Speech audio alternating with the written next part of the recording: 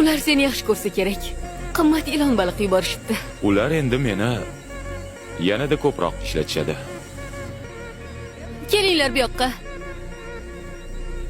Kelsanglar-chi? Qaniga? 3 daqiqa shunday turaylik. Mayli, yana 1 daqiqa.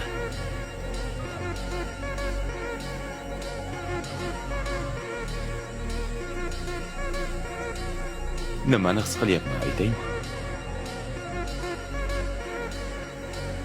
Hammasiga egaman.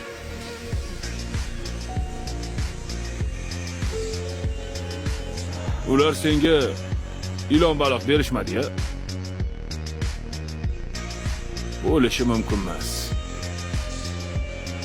Inqirozni boshdan o'tkazayotganimizni hammamiz bilishimiz kerak. Dadangiz ish topgunicha sevimli yumushingizdan tiyilib turing. Faqat Riyonani darslari qolsin. Qolgan behuda narsalarni yig'ishtirib turing. Misol uchun, meni mashinam. Seni mashinangni kichikroqiga almashtiramiz. Hamda uyimizni ham. Hop. Ha? Nima? Uyni sotsak, qarzlarimizdan qutulib, uy ijaraga olishimiz mumkin. 3 oyda ish topishingni aytding. Shuning uchun iste'foga berilgan tovon pulingni ishlatib, odatdagida yashayverdik. Shundaymi?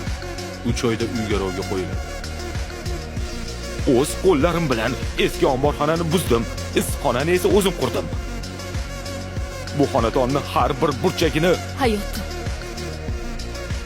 Xonavayron bo'lsak, baribir olib qo'yishadi.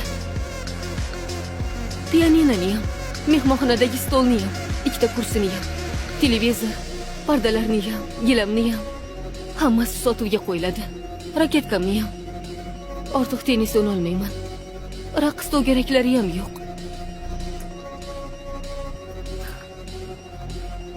Hoy, Bekor bo'lishdan avval bitta serialni ko'rib olay. Xullas, qadrdonlar. Endi yomon xabarga o'tsam. Bundan battari ham bormi? Bundan battari ham bormi? Bunaqa holatlarda ko'p og'izni boqishga qurbimiz yetmaydi. ko'p og'iz deb nima haqida gapiryapsan? Ketma, Ritu. Sivon, ketma. Ularni tez orada qaytarishadi. Xo'pmi, Riyona? Ketma, iltimos. Hoy, uyimizga kelib, ularni ko'rishingiz mumkin bo'ladi. Maylimi? Ritu va Situ albatta qaytadi. Dadang ish topsin avval.